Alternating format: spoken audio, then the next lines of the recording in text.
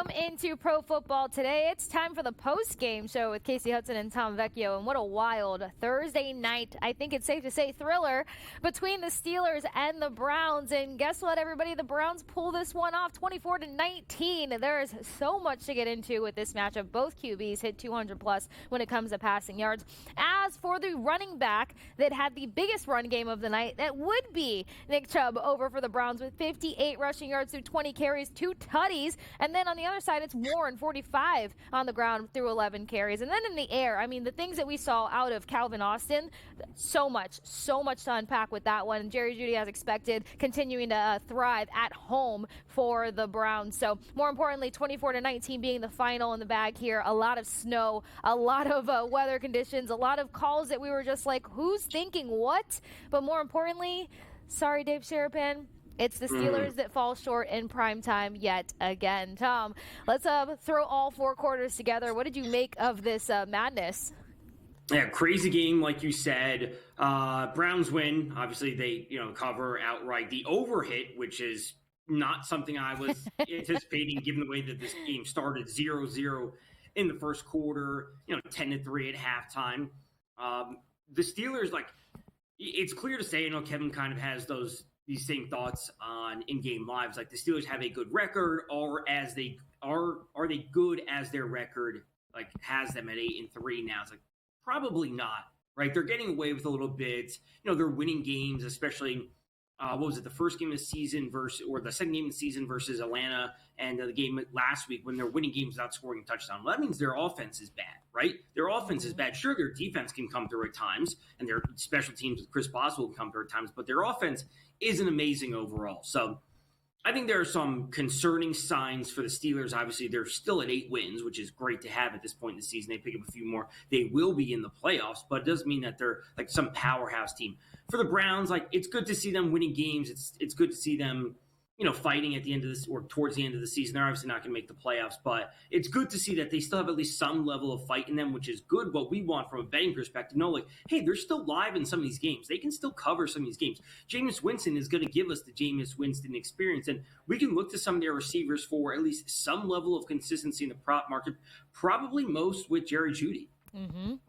And I love that you point that out, because at least we can find some ways to string together props. You put that perfectly, because we talked about it at halftime. We talked about it in the pregame show. How do we gauge this team with these targets, with Jameis Winston? And it's funny because the guys on In-Game Live, they were saying that Winston just loves to throw the ball. He wants to throw the ball. He wants those opportunities. And, yes, that's his character. Those are his traits, throwing that ball. Whether the interceptions come or not, he's going to air it out. And it helped his team pull off a W tonight. But more importantly, it will narrow in on those targets, because you saw accountability start to rise and that trust factor build between him and Jeudy, and you saw where the big plays were going to come in and who they were going to go to. So good gauging points moving forward.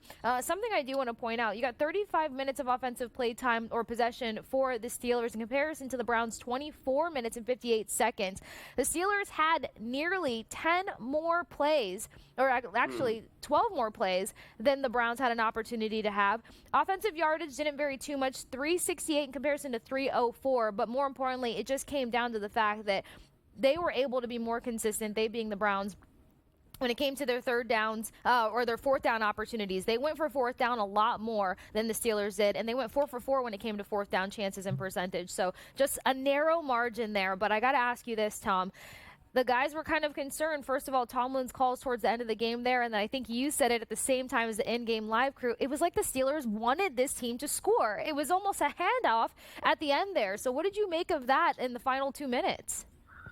Well, especially when Chubb got stopped there, you either got to let him score so you can, he's going to score, they're at the 1 yard line, you let him score and then immediately get the ball back. Or if he doesn't score, you have to call a timeout to preserve as much time as possible instead of letting them run it down and then he just scores on the next play anyway. What are we doing there? So that's a clear thing that they need to fix. We're coming up against the breakdown. We can circle back on some of the Chubb props, because his yardage prop, I think, was at 53 or 54 and a half. He went over that. He went over the carries. How that impacts things moving forward, what we see from them, what we see from Winston, I think will be I would say pretty easy to gauge. When it comes to Steelers, I think it's a bit more confusing when it comes to their offense for the rest of moving forward over the next few weeks. Yeah, and at halftime, we were hearing or seeing some fans on Twitter. Okay, let's go back to Justin Fields now. Other fans were saying, just relax, Wilson can still manage this. So, again, a number of things to kind of sort through when it comes to the conversation of the Steelers and the congratulations to the Browns. Don't go anywhere. Tom and I continue to run through this Thursday night matchup here on SportsGrid TV on the other side of this quick break.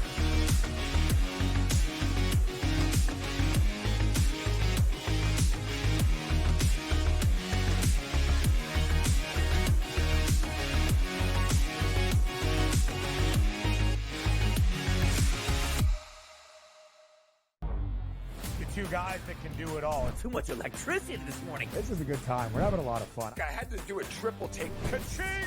Why? Because of parity. I didn't mean to offend. Yeah, it's not going to happen. Load management is a dirty word. Let him rip. You know what?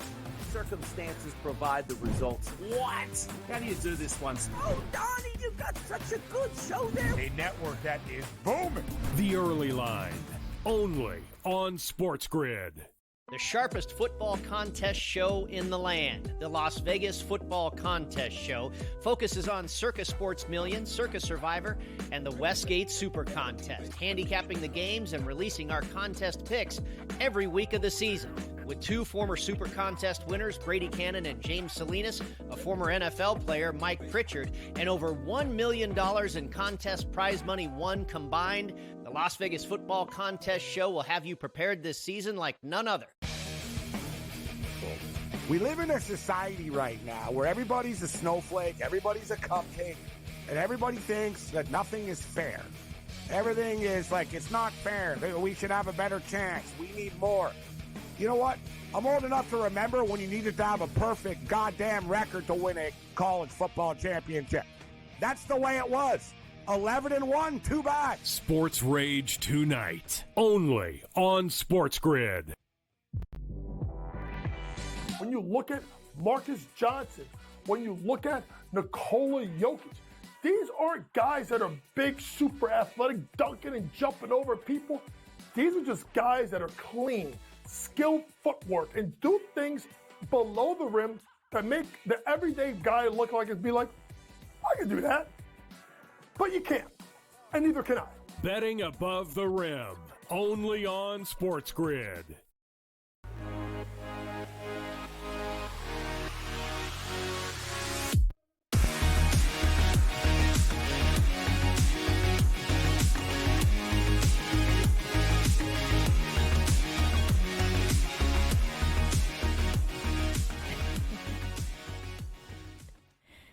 Welcome back into Pro Football Today, the post-game show with Kasey Hudson and Tom Vecchio, running through the Thursday thriller between the Browns hosting the Steelers. Browns come out on top 24-19.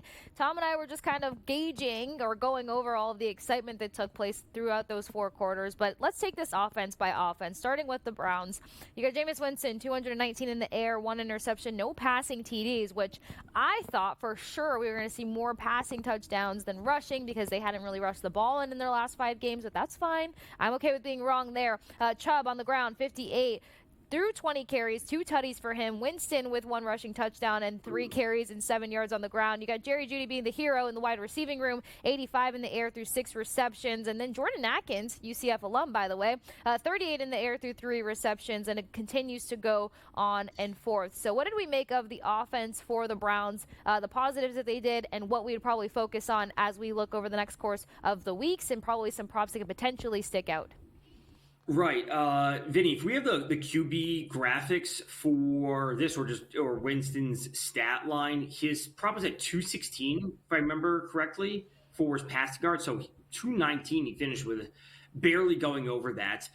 27 passing attempts from Winston is certainly low, considering we have seen 40 plus in the 3 games prior to tonight. Now, granted, the weather, you want to take those into account. That's certainly something. It was 217 for Winston, so he barely goes over. So congrats if you had that. Doesn't have the passing touchdown. If you've bet on an interception, he has that. So Winston hit a low of 27 attempts for him this season, which, again, there's weather factors we have to pay attention to. He had 46, 46, and 41 in the weeks prior. It's also important to note that Nick Chubb had a season high with 20 carries when we saw him at 11, 16, 15, and 11 over his 4 games so far. So yes, it's weather. I think Winston will be back at that higher end. I don't expect him to end games with only 27 attempts.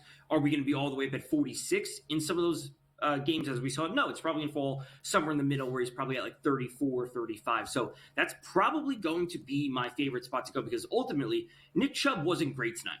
Let's just call it what it is. Like the 2 touchdowns are great. The 20 carries seems eye-popping, but he was held to 58 yards. That's under 3 yards per carry. That's not good, right? The touchdowns are nice, but less than 3 yards per carry is not good. They do not have a good offensive line. He's not the same running back he once was. So if their running is ineffective, it's going to lie on Jameis's arm and his shoulders to throw the ball, however many times that may be, good or bad. Yeah, absolutely. And like we said before the break, Winston wants to throw the ball, and he's going to take those opportunities when he can.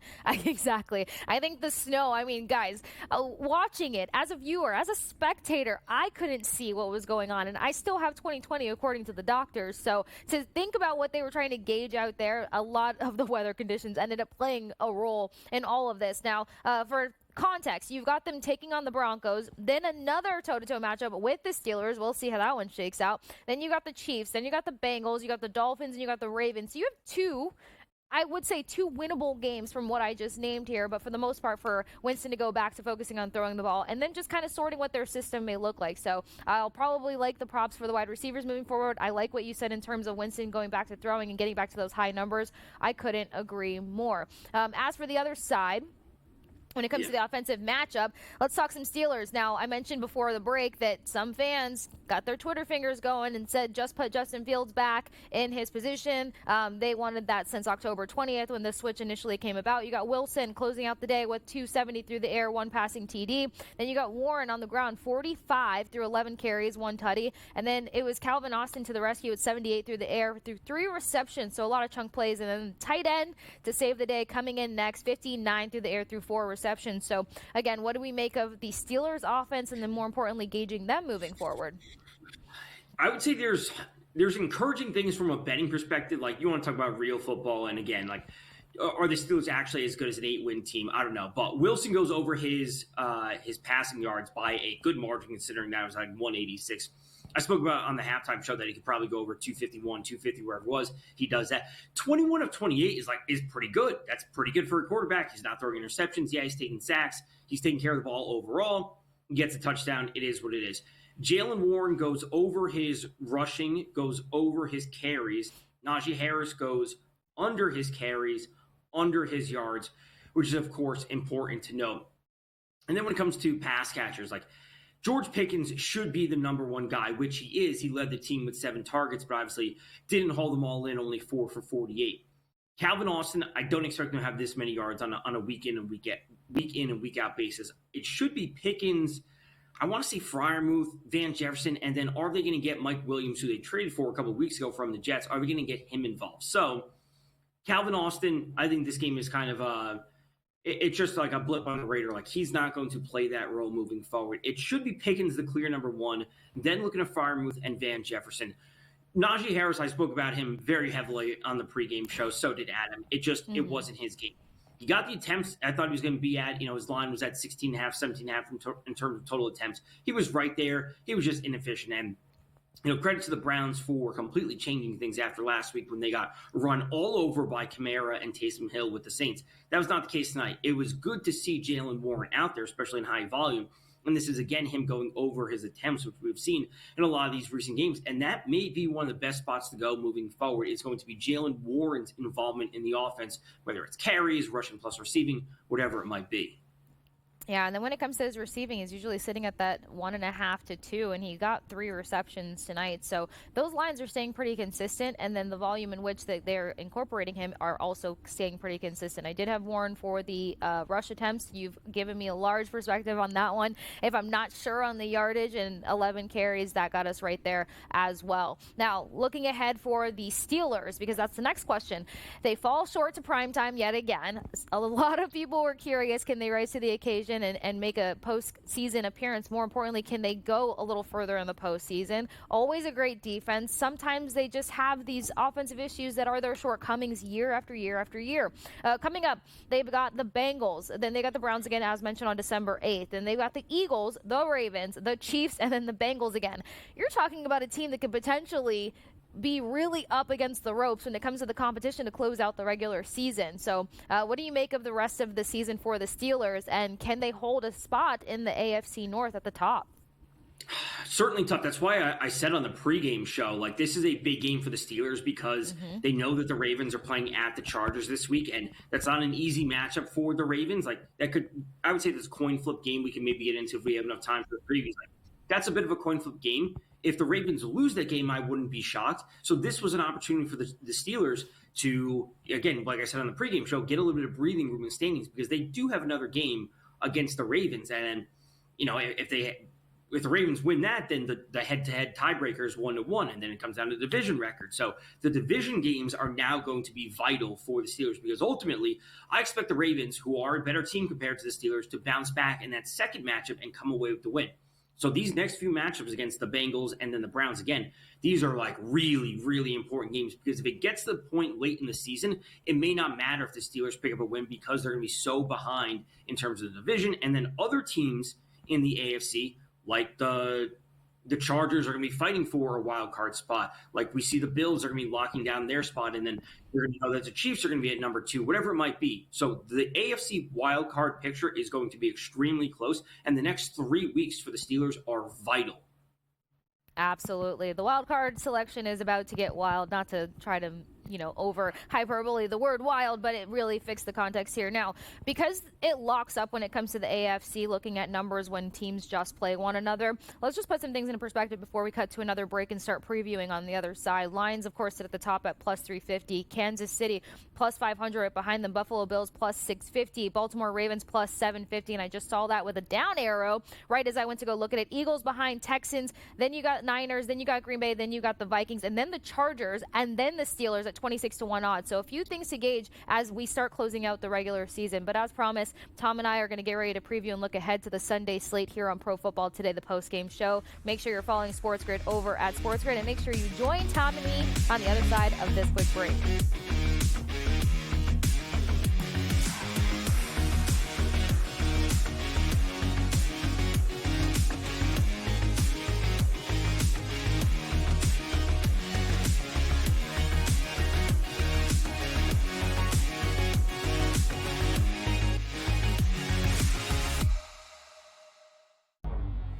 Two guys that can do it all. Too much electricity this morning. This is a good time. We're having a lot of fun. I had to do a triple take. Ka-ching! Why? Because of parity. I didn't mean to offend. Yeah, it's not going to happen. Load management is a dirty word. Let him rip. You know what? Circumstances provide the results. What? How do you do this one? Oh, Donnie, you got such a good show there. A network that is booming. The Early Line, only on SportsGrid. The sharpest football contest show in the land, the Las Vegas Football Contest Show, focuses on Circus Sports Million, Circus Survivor, and the Westgate Super Contest, handicapping the games and releasing our contest picks every week of the season. With 2 former Super Contest winners, Brady Cannon and James Salinas, a former NFL player, Mike Pritchard, and over $1 million in contest prize money won combined, the Las Vegas Football Contest Show will have you prepared this season like none other. We live in a society right now where everybody's a snowflake, everybody's a cupcake, and everybody thinks that nothing is fair.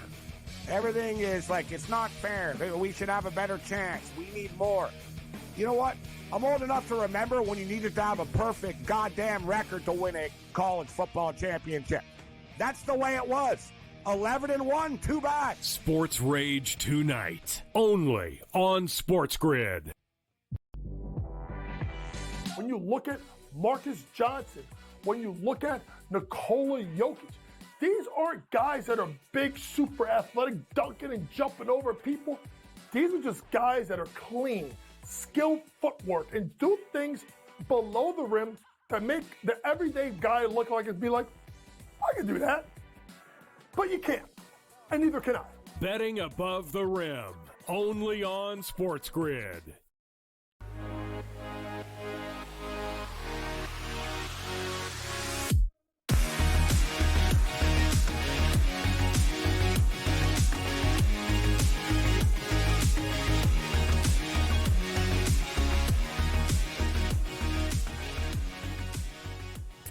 All right, as promised for Pro Football Today, the postgame show with Kasey Hudson and Tom Vecchio, it is time to look ahead on the Sunday slate. We've dropped a couple team names here and there. I started riddling off some of the Super Bowl odds in case you wanted to, I don't know, change your mind a little bit, look a little closer on certain teams over others. But regardless, we've got some key matchups coming down the stretch here as the regular season gets ready to come to a close and we start looking ahead to the postseason. So more importantly, one of those names that we dropped in terms of the teams was the Ravens. Ravens taking on the Chargers. Chargers was a big defensive game, and they just looked really good in their previous matchup for the most part. I mean, Justin Herbert and company were spectacular to watch, and they can present an even more effective challenge than they probably would have gotten credit for a couple weeks ago, Tom. So let's start there. We've got the Ravens taking on the Chargers. As noted, spread sitting at 3 last I checked, total sitting at 50.5.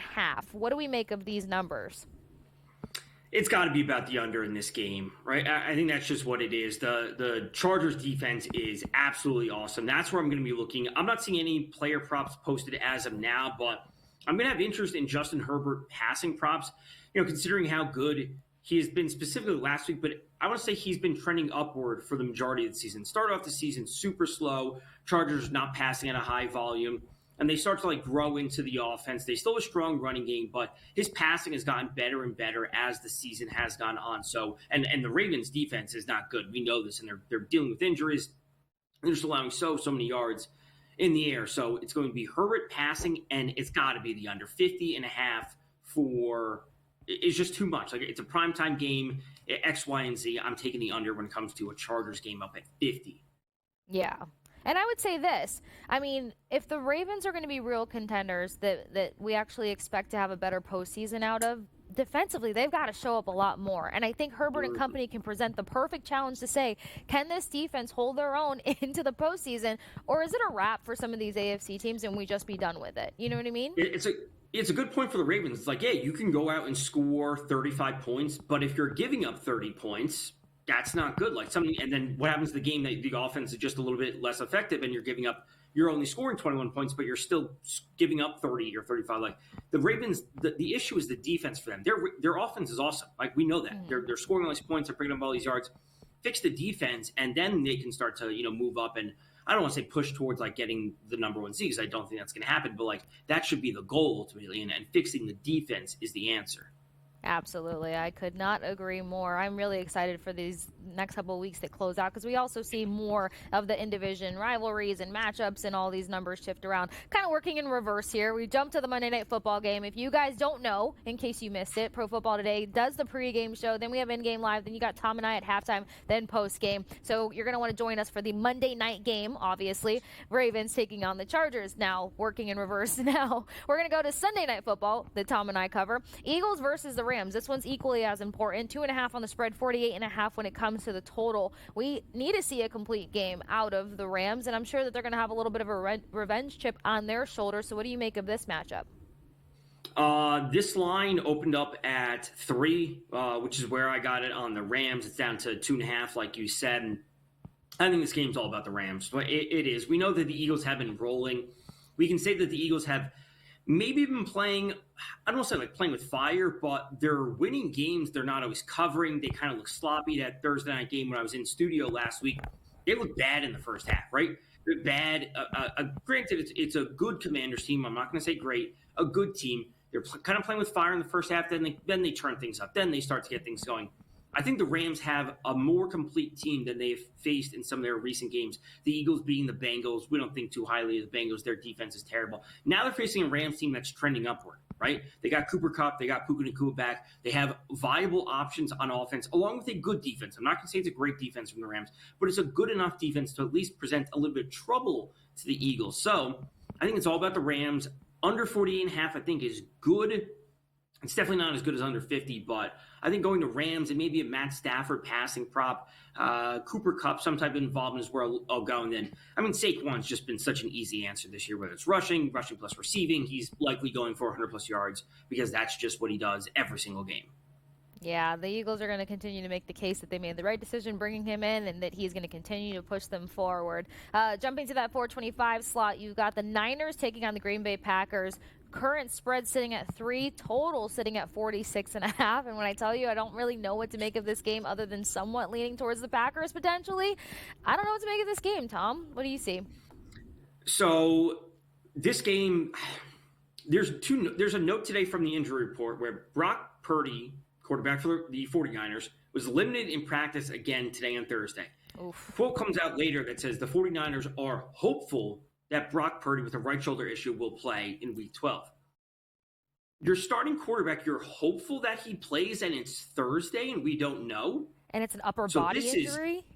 Right. This is like very, very concerning when I think it's Brandon Allen is the backup quarterback. They also have Josh Dobbs on the roster for the 49ers.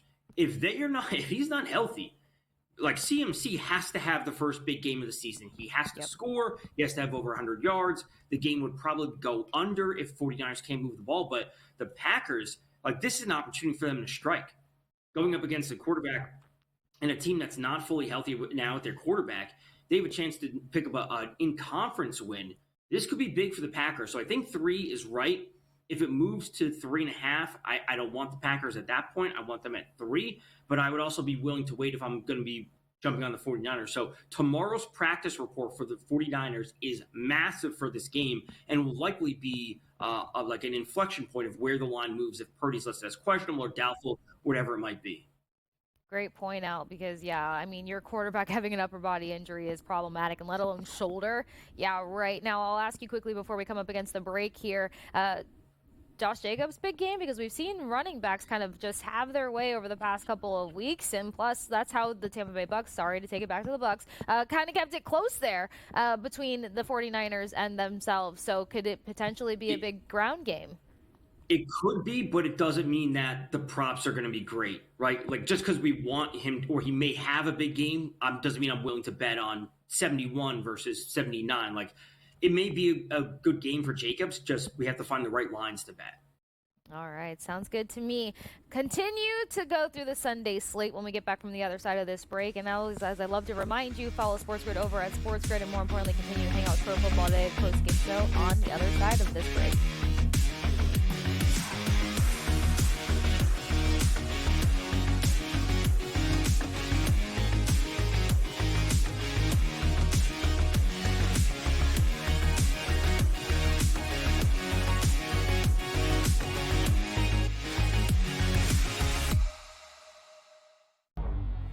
Two guys that can do it all. Too much electricity this morning. This is a good time. We're having a lot of fun. I had to do a triple take. Ka-ching!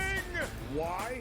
Because of parity. I didn't mean to offend. Yeah, it's not going to happen. Load management is a dirty word. Let him rip. You know what? Circumstances provide the results. What? How do you do this one? Oh, Donnie, you've got such a good show there. A network that is booming. The Early Line, only on SportsGrid. The sharpest football contest show in the land, the Las Vegas Football Contest Show, focuses on Circus Sports Million, Circus Survivor, and the Westgate Super Contest, handicapping the games and releasing our contest picks every week of the season. With 2 former Super Contest winners, Brady Cannon and James Salinas, a former NFL player, Mike Pritchard, and over $1 million in contest prize money won combined, the Las Vegas Football Contest Show will have you prepared this season like none other. We live in a society right now where everybody's a snowflake, everybody's a cupcake, and everybody thinks that nothing is fair. Everything is like, it's not fair. We should have a better chance. We need more. You know what? I'm old enough to remember when you needed to have a perfect goddamn record to win a college football championship. That's the way it was. 11-1, too bad. Sports Rage tonight, only on SportsGrid. When you look at Marcus Johnson, when you look at Nikola Jokic, these aren't guys that are big, super athletic, dunking and jumping over people. These are just guys that are clean, skilled footwork, and do things below the rim that make the everyday guy look like it'd be like, I can do that. But you can't, and neither can I. Betting above the rim, only on SportsGrid.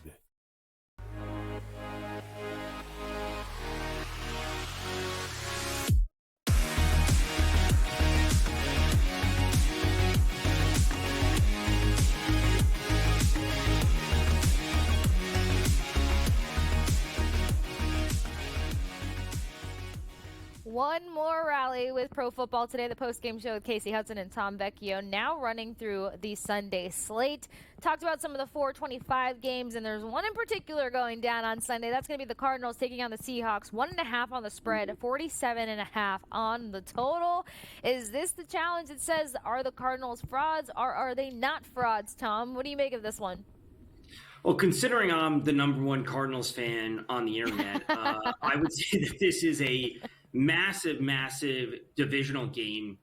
Again, because the 49ers, again, not fully healthy. Brock Purdy, shoulder issue. Rams certainly have a tough matchup going up against the Eagles, despite the fact that I think the Rams can cover that game. This is a divisional game. So, again, there's a chance for the Cardinals to build a little bit of breathing room if they were to win this in terms of their divisional standings, whatever it might be. I under 47.5 has got to be the play.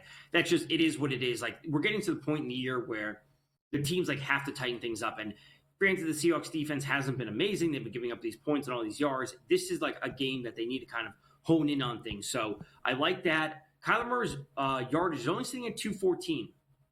I think that's certainly doable. And now they do have a good ground attack with James Conner, and we should certainly see him involved in both the rushing plus receiving category. I think that is certainly fine as well. But Kyler Murray, 214.5 in a game where they want to show that they're the best in the division, I think it's doable. Now, is that a little bit counterintuitive to me saying I like the under? Yes, but ultimately, I think the yardage can still be there for him. Kind of like we saw tonight. We saw a good amount of scoring, and we saw a good amount of production from quarterbacks, but it wasn't a massive amount of scoring. Yeah, I feel like we've seen that in a number of games over the course of the last few weeks. The statistics would tell you one story, but the scoreboard is the scoreboard. You would expect that the 200, 300 passing yard performances were racking up a lot of points, and that was just not the case. Third down conversions has been ridiculously low for a number of teams. We got the Lions taking on the Colts, 1 o'clock slot, 7.5 on the spread, 50.5 on the total. Colts feeling themselves a little bit, but Lions still a favorite across the board to get a deeper run in the postseason by a number of fans. Right. As I've said before, the Lions are the class of the NFL. I'm going to say something that I normally never say, and we've been doing shows now for 12 weeks, and the thing I say about touchdowns is what? The key thing that I've always said is you don't lay minus money with the touchdown. Touchdowns I was actually going to quote you. Touchdowns are variable, right? They just are. No matter how involved the player is, we see players going with 10 targets, 10 catches, they just don't score. Amon-Ra St. Brown, one of my favorite receivers in the league, is minus 125 for a touchdown. He's sitting at 8 consecutive games with a touchdown. One more would break a record for him. So he is going to be in the end zone. They will find a way to get him the ball at minus 125. Do I love the odds? No. Do I like playing a little bit of narrative with one of my favorite players in the league? Absolutely. The Lions should be covering this game. They are far, far better compared to the Colts. It's 7.5.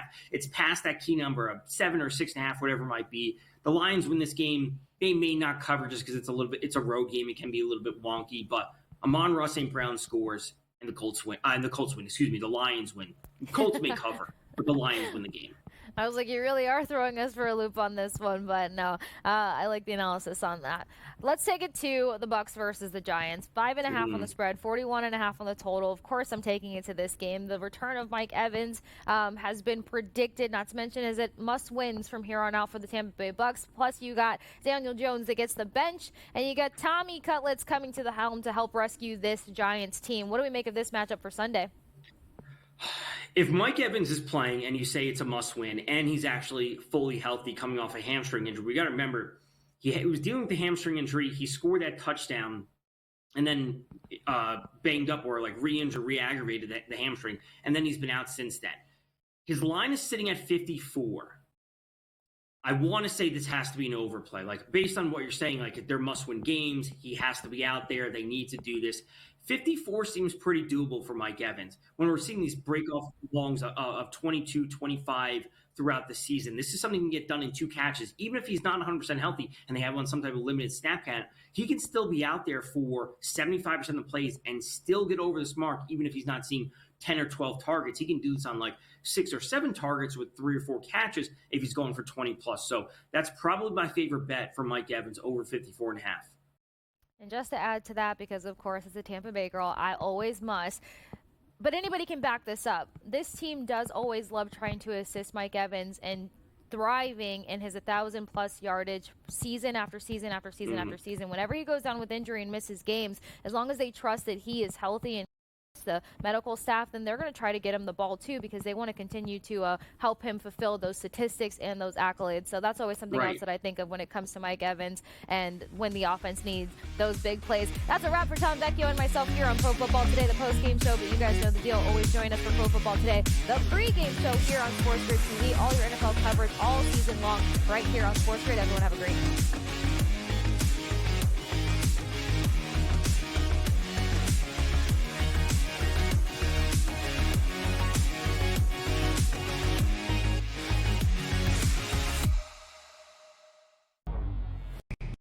It's a new era in CFB to start off this year. Put on